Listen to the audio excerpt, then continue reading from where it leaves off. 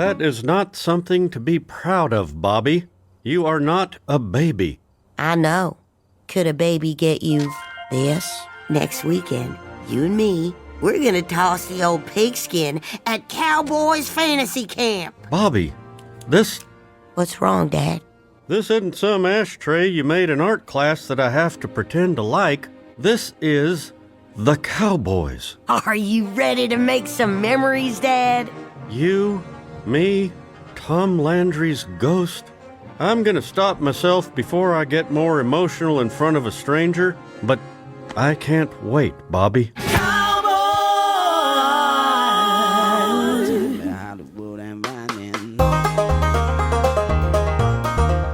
Hello, it's the One Star Cowboys podcast. I'm Kevin Turner. We have John Machota, Saad Youssef, and Kent Garrison here. It is our annual season predictions episode, one that you always look forward to, I think. Unless you don't, that's fine.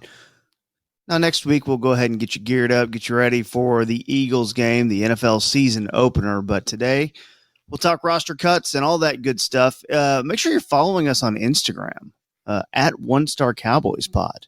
Juice that up a little bit. That'd be good for us. We appreciate that. We'll have some news in the coming days about some developments with this podcast.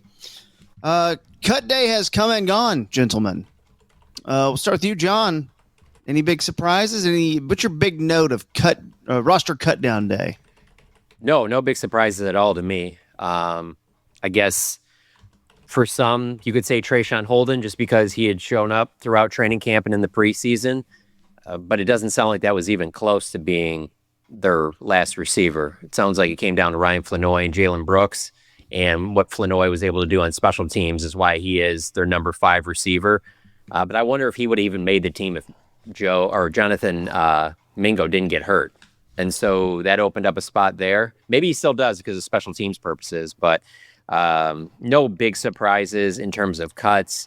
I'd say the biggest surprises on guys that made the roster, I'd have to go back to just off of the start of training camp, because as training camp went on in the preseason, these guys started to become, names you were hearing and things like that. And so Zion Childress, the undrafted corner out of Kentucky, that would have been a surprise at the beginning of camp. But as camp went on, you were like, they need somebody to play on the inside, especially with the injuries at corner. So not a huge surprise there. Perion Winfrey, the defensive tackle that was in the UFL.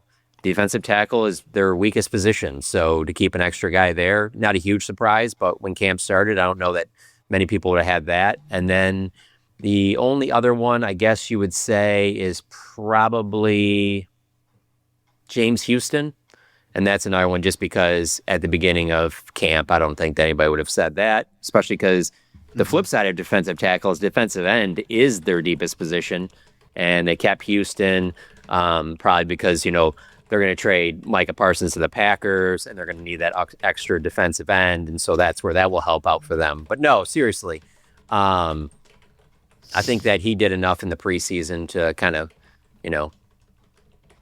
raise their eyes a little bit about, hey, maybe this is a guy we should keep. He is a guy, 2022 rookie year, he had 8 sacks in that season for Detroit, so he has had some production in regular season games. So, but those are probably be the 3 biggest ones. I guess maybe Phil Maffa is on there. I didn't think he would make the roster, but it looks like he'll probably get moved to IR with a shoulder thing, and then they'll open up a spot there. So, but yeah, no, outside of that, nothing really. Yeah, I think I was mostly surprised that there weren't any surprises because Schottenheimer had kind of talked about how, there might be a name or two that raises your eyebrows. Last week, Schottenheimer had said that in a press conference. And there was really nothing. I saw most of the beat writers that were all putting their, mock roster evaluations. They were hitting on like 50, 51 of these names. So there wasn't any surprises. And obviously, when we talk about surprises, most of the attention was on Mozzie.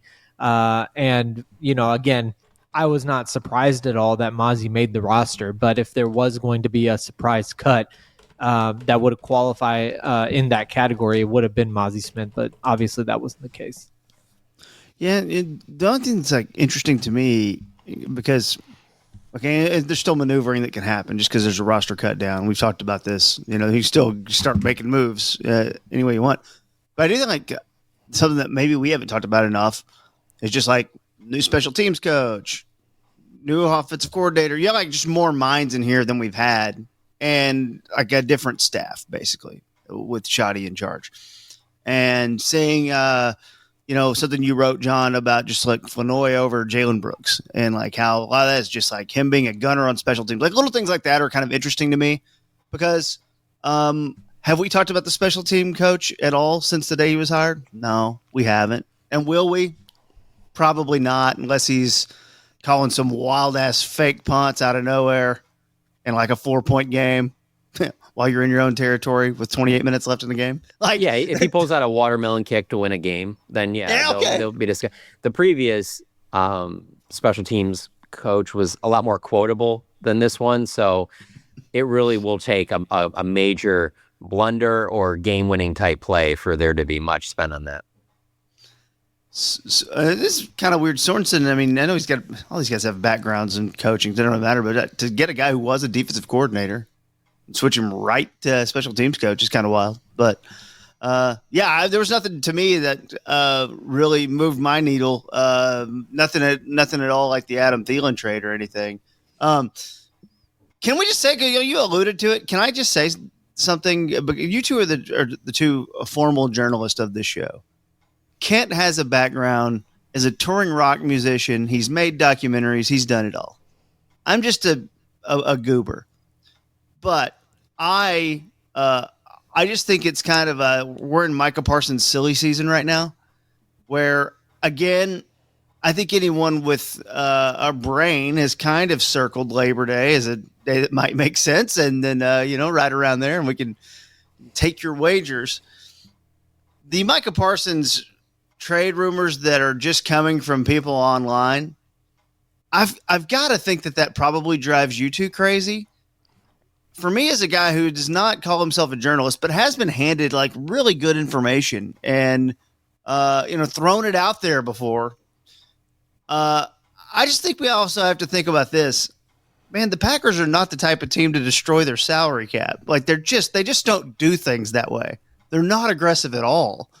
So it's just like, yeah, you say that, but then when I saw John Kuhn tweet about it, then it started changing things. What was he retweeting? That's the one I screen grabbed. Was John Kuhn saying, "Hold on, let me bring it back up here." The former Packers fullback fan favorite, I think is fair to say. He is their radio sideline reporter. He is. That's why I said when I saw that, Yeah. he said Micah freaking Parsons. This is probably about 10 hours ago, so it would have been, whenever we aired this show. It was probably Tuesday night, late Tuesday night, early Wednesday morning. Yeah, but he's just throwing that. What? Okay, it's weird now because you can't be being verified. Anyone can go get verified now, so that's all changed. The game has changed there on Twitter, and I know you guys are interested in this industry stuff, so I'm sorry if our audience isn't. We're gonna get to our picks soon, but like. John Kuhn can go set, and anyone can say, you can make an account and do that. And I know this sucks, but like, I just don't think anyone should be thinking Mike is going to get traded. Is there a Packers trade, since you know this team, since you know both teams, is there a Packers trade that you think would make sense? Because if you give enough picks and you give me one of their defensive tackles, I could potentially start listening. Now, I don't know the behind the scenes. I'm talking about if behind the scenes, like, everybody knows that this extension's never getting done, that we're just getting set for this will be 3 years of this franchise tag, whatever. So when you tell me if that is the case, I can't sit here and say there's nothing you'd possibly offer. No, there's something you could offer if I know that is the end game, Well, a lot of the Packers defensive tackles are not really doing what you're looking for here. Yeah. I think looking for the big, probably one technique, I would imagine. Packers don't have a lot of that going on. I mean, it's a little bit of a different scheme. It's just, I don't know, man. To me, there's an offensive tackle. I think the Packers have a little bit of excess at offensive tackle starting quality. I know Rasheed Walker is his name, and he probably could start, but I think they would like to, not extend him. So I think that they would trade him, and he's a starting caliber offensive tackle. This is not what they do. I was talking to our good friend Jared Sandler, who works for the Rangers, but he is a lifelong Packers fan. And he was like, "Are you hearing anything on this?" And I was like, "No." And he was like, "It doesn't sound like something we would do." And I was like, "No, it absolutely doesn't." And the Packers are just not gonna trash their salary cap like that. It's Aren't you not. a team They owner? operate How aren't you hearing 100%. anything Hey, about isn't this a conflict of interest for you to be talking about this? You're an owner. How are you not hearing anything about this? They haven't emailed you? No, they haven't told me anything. Sent a letter in the mail?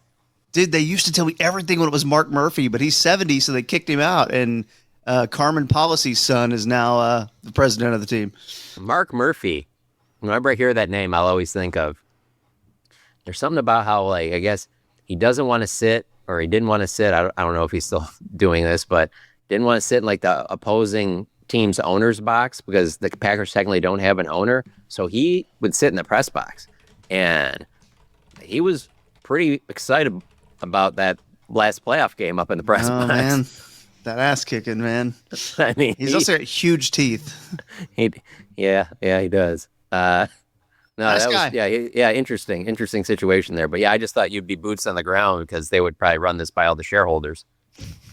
Go ahead, Sod. I know you have thoughts on this industry madness. No, well, I mean, I was just gonna say that there was some account that put up like how much Micah wants to play in Denver, and then they put that quote on the TV screen and had the crew talking about it during a preseason game about how Micah Parsons, and it was a completely fabricated quote. There was no truth to it. It's just, I think John said it either last episode or 2 episodes ago. Like, our job is halfway, and you know, the Cowboys beat, like, John is more in that category right now, but like I would say like the job is just going to be shooting down those false reports more than it's going to be reporting the actual new reports, because it's going to be so much and so infiltrated with all that. It's crazy.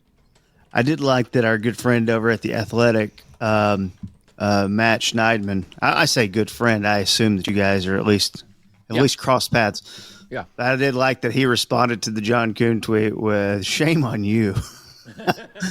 Shame on you for that troll tweet. So, yeah, John Kuhn's just looking for action. Hey, you got to stay relevant, man. There are definitely times when I think about doing that on Twitter, just like a troll thing, but I've never gotten even close to hitting send on it, but I just know that it'll cause more bad than good, you know?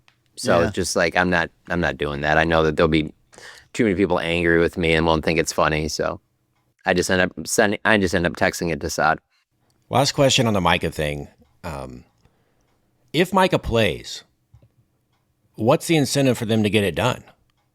Because knowing the Joneses, they're going to want this to be a storyline, because people are going to be talking about this all season long. You can't kind of guarantees them being in the news cycle, if nothing else. If he's playing, he's still playing on his normal contract. The extension talk can go the entire season. So why would they get it done? Yeah, I don't remember where I was asked this, but recently I was talking about the whole, the team being divided, things like that. And it just reminded me of my answer to that was pretty similar to what you just asked. And tell me how the team's doing.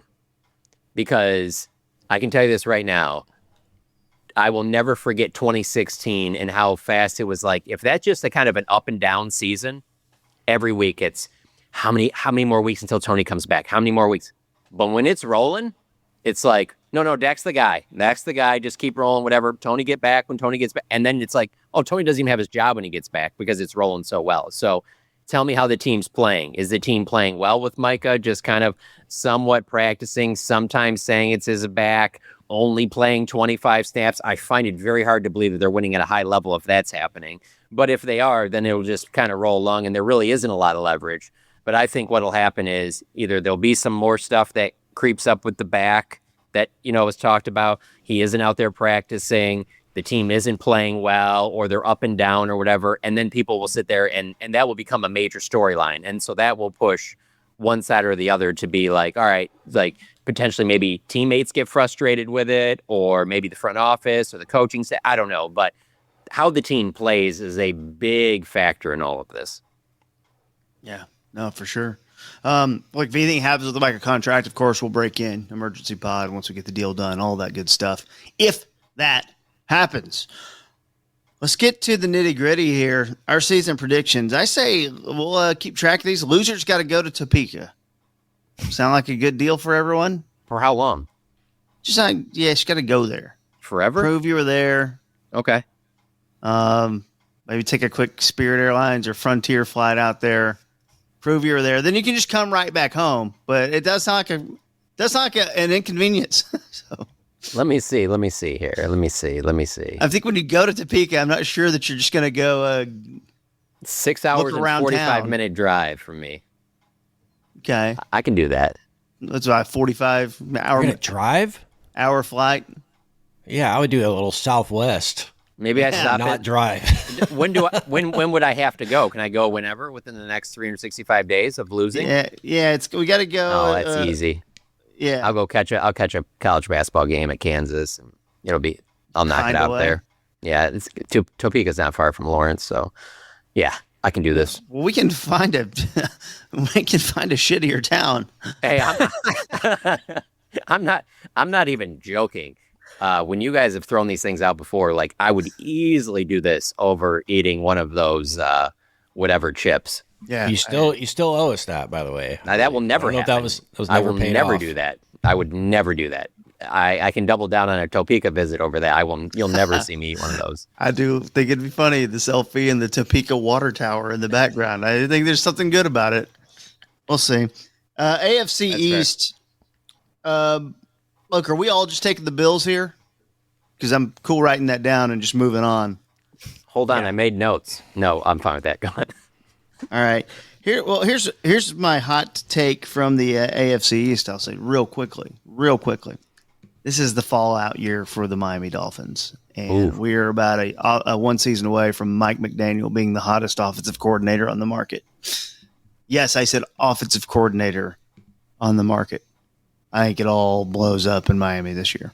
And I do like the tweet you sent out recently about that potentially being a fit if things don't go well this first year with Schottenheimer. But I think I saw some people respond to you that that's just not a move the Cowboys would do. And it's so true. Like, you'd have to pay him. Like, and again, we're not talking about being the head coach, we're talking about coming in as the offensive coordinator. One of these things where Jerry's like, all right, I like Shotty as a walk-around head coach, but I want him to hire an offensive coordinator. And I could see McDaniel being that type of attractive name. I also could see them two working well together if that was the case. But I just don't see the Cowboys doing something like that. They would promote from within or something. That might have been some engagement farming on my end. Hey, farm away. But it stems from my thought that I do think this is going to be a rough year for the Dolphins. So they missed their window. AFC North. Saad, let you fire away here. AFC North. This is one of the more competitive divisions, and the Burrow fan in me really wants to pick the Bengals to win the division, but I just can't put them above the Baltimore Ravens right now. So You can't put them above Cleveland. The Sanders factor. Aaron Rodgers. Aaron Rodgers and Shador battling for the division in whatever last game they play. How great would that be? Oh, my That would God. be amazing. No, but I'm going to take the Baltimore Ravens to win the division. Kent, let's go to you. Yeah, give me the Bengals. Ooh, I like it. I'm taking Balt. I don't trust the Bengals defense yet.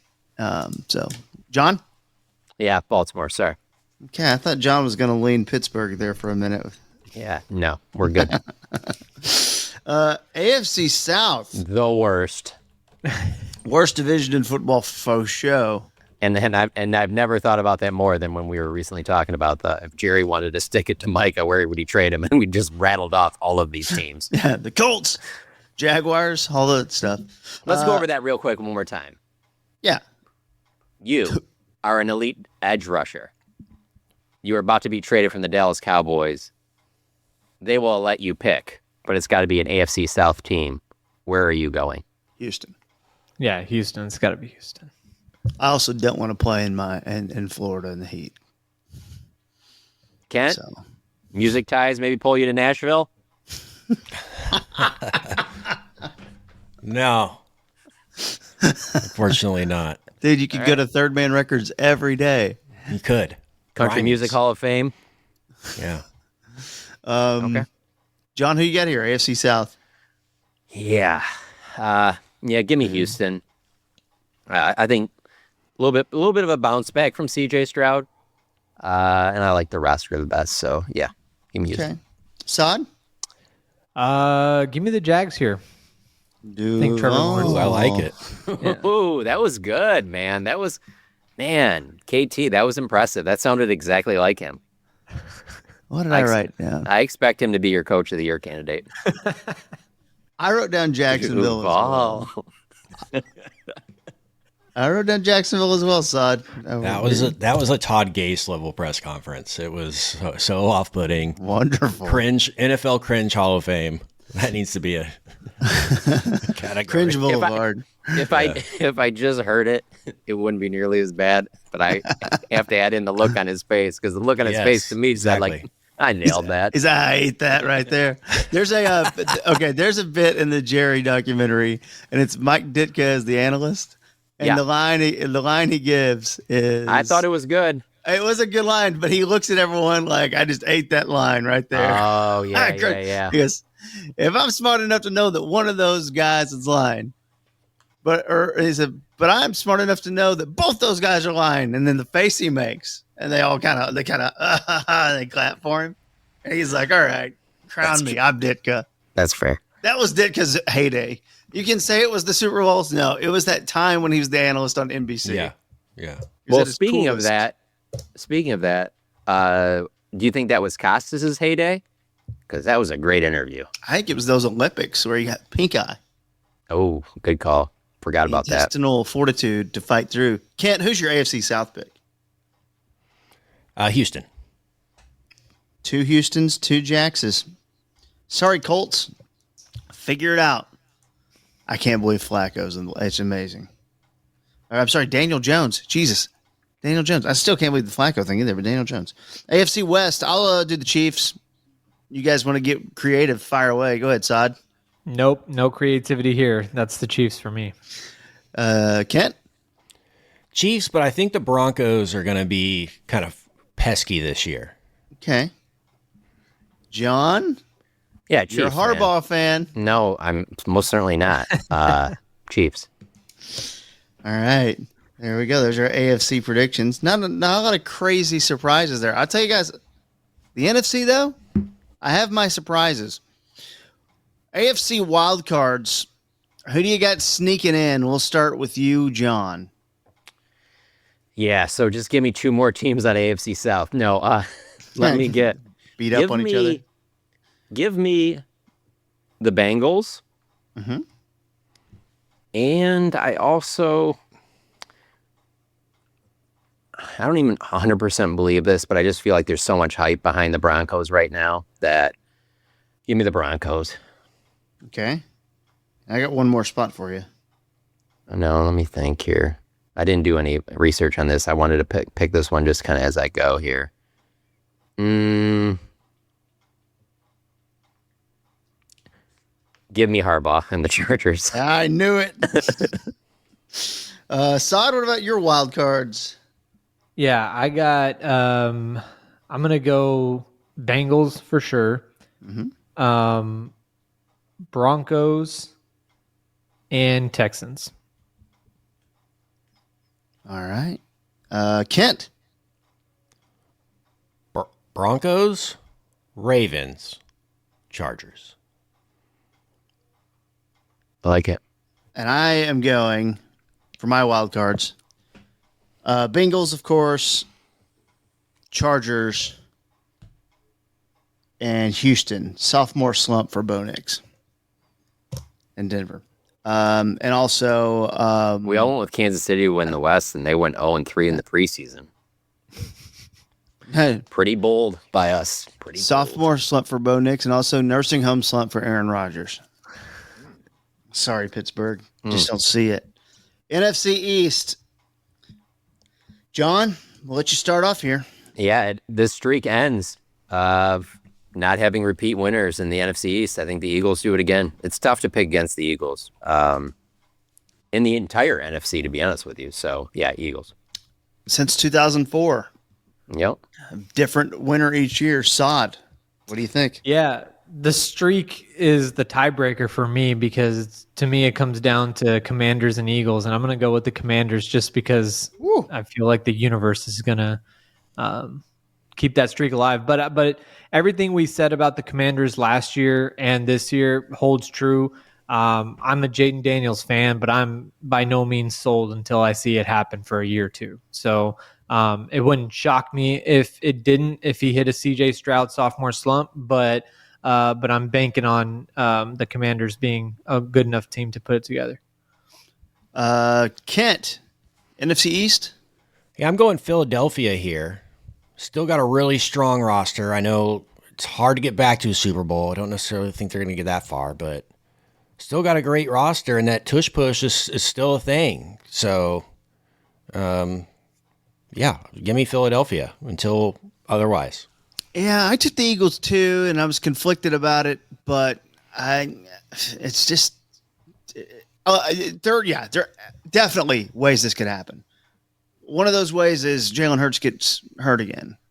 The offense doesn't find it. And by the way, that offense struggled for a good portion early of the year last year. You know, they were uncomfortable letting him throw the ball for a while. You start to look at all the names.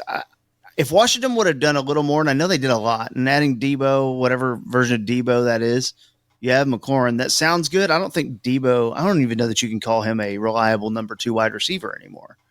Like he's now a bit guy. To a level higher than Turpin, of course, but like he's not. You're not loading him up with a ton of snaps anymore. I don't think. And then the fact that we're sitting there going, okay, well, who's your wide receiver 3? Are we running Luke McCaffrey out there? Are we talking about Noah Brown? Are we talking about So I have questions, and I've started to buy into the sophomore slump of quarterbacks a little bit as well. So I like Jaden Daniels. I think he's great. I really do. But I could see just a little regression here. Kingsbury, is it going to be new there? They had a lot of luck as well. A lot of fourth down stuff happening for them. I'm going to buy the regression, but don't buy enough Cowboys positivity to get them in there. So let's go Eagles.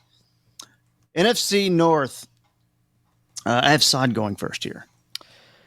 Man, this is. I think it's going to be the best division in football this year.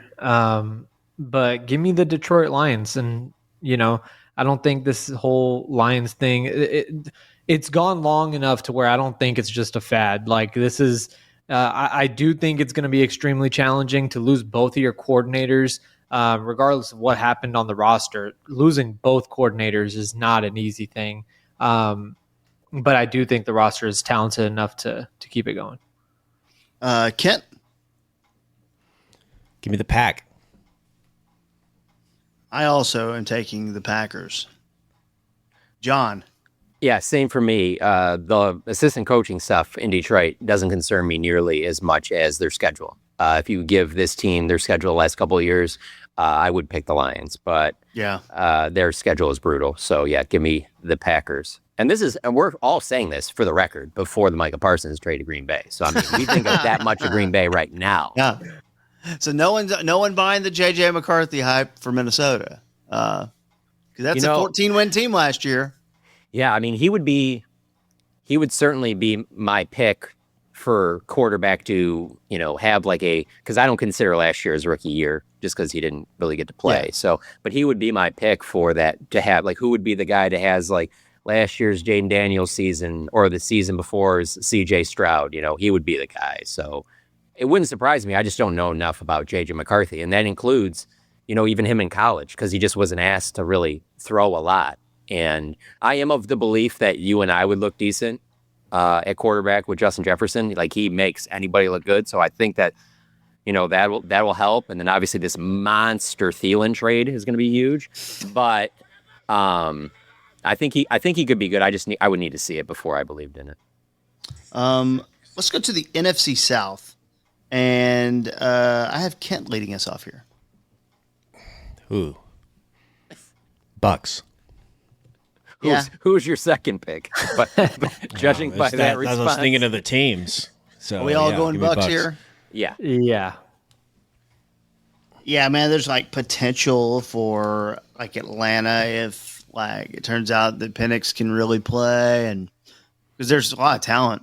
There is, and it's so funny you say it because when I was watching that last preseason game and just looking at their sideline, I'm like, man, there is some talent over there. I mean, they've invested in some key pieces on offense. Like if you tell me that Drake London and Kyle Pitts like put it together, Bijan Robinson could have a monster year. I mean, there are some pieces there for them to be kind of a sleeper team, but I don't think it's close to Tampa. They've also invested heavily in the backup quarterback position. Fair. So very tough to do there. But also, real quick on that division, I was just thinking, I was like, our old friend Kellen Moore in New Orleans, when you have to name your starting quarterback as Spencer Rattler, that is just such a, like, I know he's going to get quite a bit of a runway in New Orleans because everyone knew that situation was so bad. So no doubt that they're going to at least give him a couple years before they start judging him. But man, going into your season with Spencer Rattler as your starter is tough. That meme, Spencer Rattler scouting report. Pros, kind of looks like Patrick Mahomes from 100 feet away. Cons, can't play quarterback. Yeah. The list goes on from there on the con side, and you're looking for pros. NFC West. You guys ready? You guys ready for this? I'm going to lead this one off. The Arizona Cardinals. Wow. Take back the West. Okay. They deserve it. They take it back. Hey, this team farted around the playoffs last year. All right, didn't get in. Made a little run. I think there's more there than what people are talking about because it's an easy team to look over. Hold on. We were just talking about the Lions losing their coordinators. You're just going to dismiss a Clayton Adams loss? I am. Okay. And no offense to him, but, I don't need to worry about run game schemes and things like that. Marvin Harrison is going to break out in a big way. Trey McBride is a beast. You're going to score a ton. They've been using more resources on defense than usual. I'm a kind of a fan of what they're building out there. So now can Kyler play and all that stuff? Figure all that out, right? But I don't know. When I was going through this, I was like, I'm not scared to do this when I look at the rest of the thing because I don't trust that Matt Stafford's back is going to function. He needs more lumbar support. John, you're next on my list here. Apparently you weren't out in Oxnard during the practice with Stetson Bennett and Jimmy Garoppolo. I wasn't watching them either. I was watching the Cowboys offense. So I am going with the San Francisco 49ers. Too many injuries last year. I do not think that they've fallen off at all. I think they will be right back to where they were. Christian McCaffrey sounds like he's healthy from everything that is being reported, so give me the Niners. One last ride, the 49ers. And they have the easiest schedule in the league, I believe. Saad. Yeah, I'm going 49ers as well, but this division is probably top 2-3 divisions for me in terms of just intrigue. Like, I mean, Sam Darnold, was that for real last year? Was it not? DeMarcus Lawrence, all that going on in Seattle. San Francisco, I echo everything John said. Rams, for me, does Stafford's back hold up? And then the Cardinals, they're always just decent. I don't know if they like. I think I wouldn't pick them to win the division, obviously, KT. But like, I do think that if the situation fell right for them around them, it wouldn't shock me if they did. So, but yeah, I'm going with the 49ers. No, I like it. And Kent? Got another surprise pick here. I'm going with the Rams. All right. Yeah, Devontae Adams.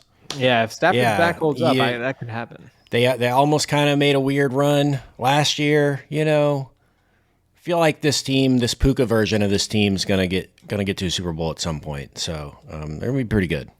And like through all of that, Seattle has a quarterback who was on a 14-win team last year, and Sam Darnold. And we'll see if we find out who you guys choose for your NFC wildcards. But it's like anyone could win that division. I do think, chalk is probably San Francisco or LA for sure. Let's go NFC wildcards. Before we go to the wildcards, I have a wildcard. Okay.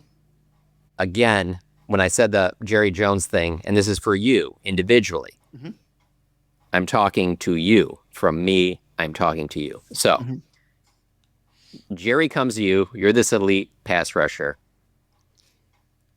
you can pick the division. You can't pick the team. What division you pick and that you can go to.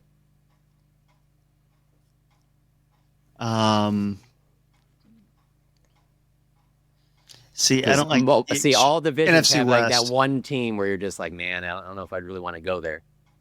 For me personally, as talented as the NFC North is, I wouldn't go there because of the idea that I might possibly have to live in those cold climates. So for me, they're out, even though it probably is the best division in terms of like the basement is the high. Your basement or the Bears. The Bears could be like a really solid deal for a while here. So, but the living conditions, I'm gonna have to pass on that wild card. You had me at L.A., San Francisco, or Seattle. And if you trade me to Arizona, I'll get around it. I'll find a way. I think that's the one. That's a good game to play, though. That's fun. Saad, Kent, anything? Any disagreements? NFC, I'm a West Coast guy. I love the West Coast. But yeah, literally right now wearing a shirt. West Coast, best coast, baby. Look at that. Yeah. There you go. Yeah. It is. It is. And I like the East Coast, too. It dunks on the West Coast. I mean, the West Coast dunks on the East Coast. Yeah. Very nice. Okay. I still think Kent's interested in Tennessee. Could be worse. NFC wildcards, John. I'm going with the Rams. I think Matthew Stafford throughout his career has proven he's one of the tougher players in the league. I think he'll play through a lot. So give me the Rams as a wild card. I think the Lions might have the most talented roster, but because of that schedule, that's why I'm not picking to win the division, but I think it's going to be hard to keep them out of the playoffs. And then the last one, give me the Commanders. I just think that whole organization has changed with the sale of that team, and everything just seems to be going in the right direction. They seem to be doing things that they wouldn't have been doing just a couple years ago. Okay. Sod. Infinitely harder to pick the wild card in the NFC than the AFC. There's 3 spots, and I think there's 9 teams for me that wouldn't surprise me, at least if they made the wild card. I picked the Commanders to win the division. Eagles and Cowboys wouldn't surprise me. Any of the NFC North teams making the playoffs wouldn't surprise me. The Falcons wouldn't shock me, and neither would any of the teams from the NFC West. So it's really tough, but I'm going to go with the Eagles, of course, to make the playoffs, the Packers, and give me the Rams. All right. Sorry, Cowboys. 0 for 2 so far. Kent? We're too close to the situation. We we can't judge it fairly. I don't like hearing that. I mean, that's worse news, I think. No, I'll give you an honest one real quick. I've said this to some other people.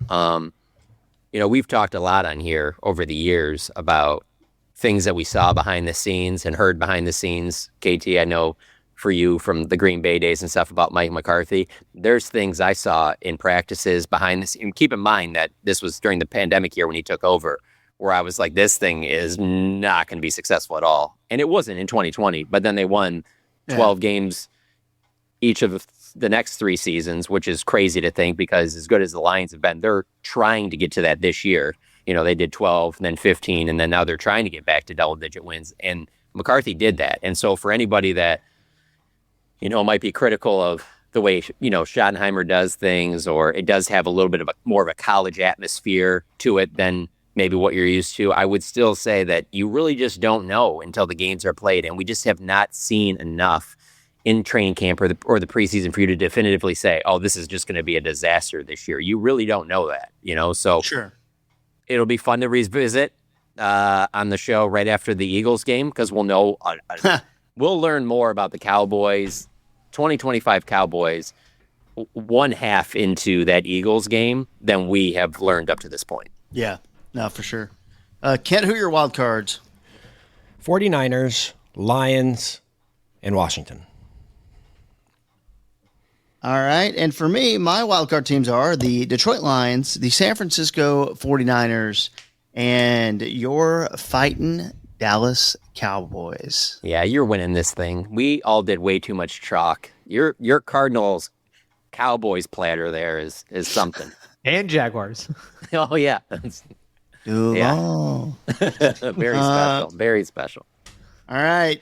This is the type of move that gets you to the championship, or this gets you in Topeka. So we'll remember that. All right. Hey, all in. We are all in. I can't wait for you to stand in that "Welcome to Topeka" sign, wearing your Kyler jersey. That's like gonna suck. 2 sizes too small. Yeah, I've got an Ed Sheeran NFL hat from 2021 that you've got to wear for the picture too. Super Bowl pick, not halftime show. Super Bowl pick. I believe it's time for Sod to start here. Man. Give me the Packers in the Super Bowl, even though I don't have them winning the division. I feel like this is a team that is about to get Micah Parsons. No, not Micah Parsons, but I'm trying to see, like, if you go through the entire, I want to pick the Eagles, but I just don't think that, going back there again is going to work out for them in that way. So I think after going through the whole season, the Packers are going to be prime for a playoff run. I think they get it done. So give me the Packers in the Super Bowl for the NFC. Packers over who? Or who Packers or Bills over Packers for me. Yeah. Buff over GB. Kent. Yeah, until further notice, who runs the AFC is Patrick Mahomes. So give me Chiefs v. Packers. Chiefs over Packers. Yeah.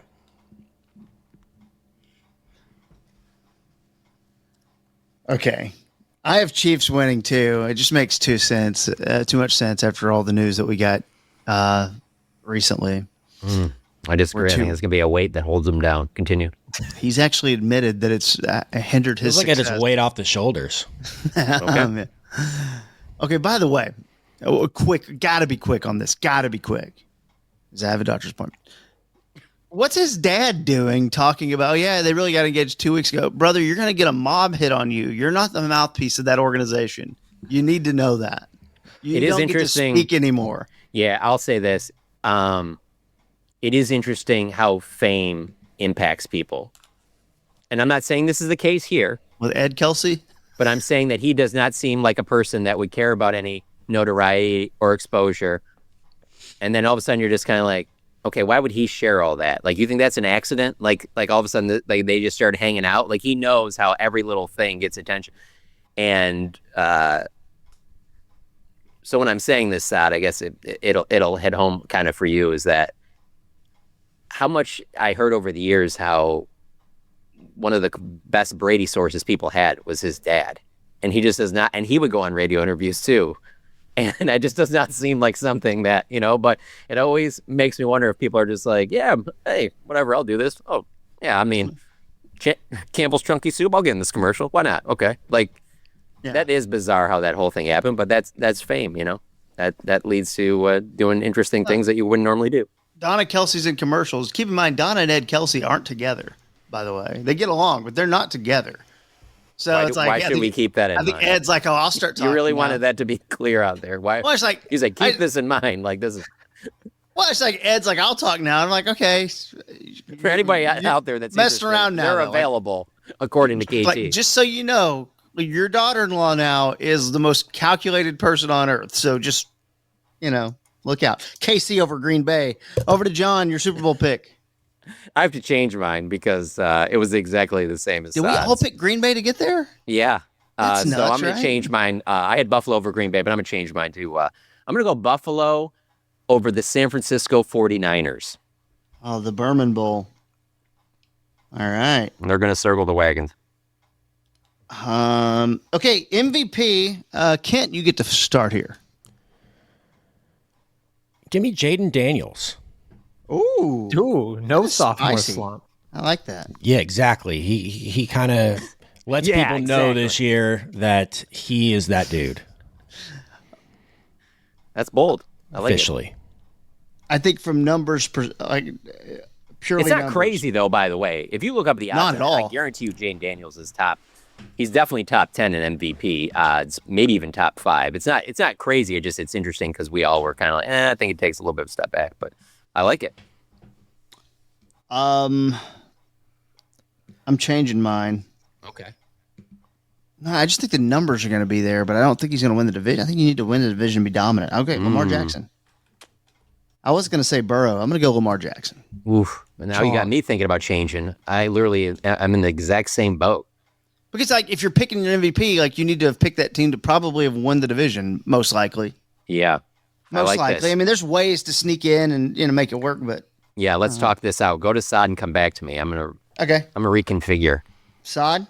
Yeah, KT, I agree with the last thing you just said, which is why I'm going to ask if you can edit one of my picks. It's not a drastic change. Sure. It's just, can you have I had Bengals at a wild card, Ravens winning the division. Just Flip 'em? swap that. Yeah, Gotcha. because I do have Joe Burrow. I do want Joe Burrow winning the MVP. Joe Burrow for me is in that Luka Doncic area right now where he's been really, really good, doesn't have an MVP yet. At some point, I feel like it's just going to hit. So this is the year I think Joe Burrow wins MVP. It'd be great to trade him to none of the other good AFC teams need quarterbacks, I guess, but Yeah. so I trade him to the Steelers at the end of the year, sort of. Not really. Okay, John, what'd you figure out there? Yeah, I think I'm gonna have to go with Josh Allen. I mean, I'm picking them to win the Super Bowl. Dude, we've covered our tracks here. Yeah, it's not interesting, but he also got married to a notable woman. Yes. Maybe that propels him. That's right, the daughter of Jerry Seinfeld. I don't think that's right. Rookie of the year. I guess I'm starting this one. And my rookie of the year will be Emeka Egbuka of the Tampa Bay Bucks. With Godwin out, I think we're talking about like an 80 catch year type situation here for Egbuka. So I'll do that. John? Give me Morgan Wallen. No, that's my Super Bowl halftime. Oh. No, give me. I'm kidding. Give me Travis Hunter. I think maybe he does a lot of things that are very attractive, and he's in Jacksonville, so they could potentially give him an opportunity to do a lot of things that make him stand out. So yeah, I'll go with Travis Hunter. Sod? Yeah, Travis Hunter. I thought you were going to go with Travis Hunter, KT, my fellow Jacksonville winning the division. So Say it again, KT. Duval. Yeah, no, I got Travis Hunter. Kent? Yeah, same. I think he has enough interceptions and enough touchdowns to get him the benefit of the doubt. Did any of Yeah. you guys come close to going with Ashton Genty? I kind of was thinking that maybe he would be picked by A somebody. little bit. Okay. Nothing with Cam Ward or Pam Ward. Okay, the great broadcaster Pam Ward, all these years. Yes. Good mention. Good reference, dude. Mhm. All right, this takes us to Coach of the Year. John, you lead us off on this one. Oh, I have a lot of different options here, but give me Ben Johnson. Oh, okay. Maybe they get it clicking, Yeah, and maybe. I feel like whenever I go for Coach of the Year, it's got to be somebody for me that like they have to show a lot of improvement, you know. And so my other option, I was thinking about going with Sean Payton because to me, I look at them as just kind of like, whatever. But I think there's too many people that are already on the Sean Payton bandwagon. So give me Ben Johnson. Sod? Give me Kevin O'Connell. I think if he's able to do it with Sam Darnold one year and then JJ McCarthy the next year, I think that's going to make a lot of people believe. That's really now good. that they got Thielen, though, I just expect it. So yeah. Kent? Zach Taylor. Okay. And I'm taking Jonathan Gannon of the Fighting Arizona Cardinals. Wow, no Vrabel from anybody. Nah. He's another one, very low bar he has to step over to be in contention. No, sure. Yeah, I just don't really like him. Fair. That's fair. Simple as that. All right, Super Bowl halftime show. I have Assad leading us off here.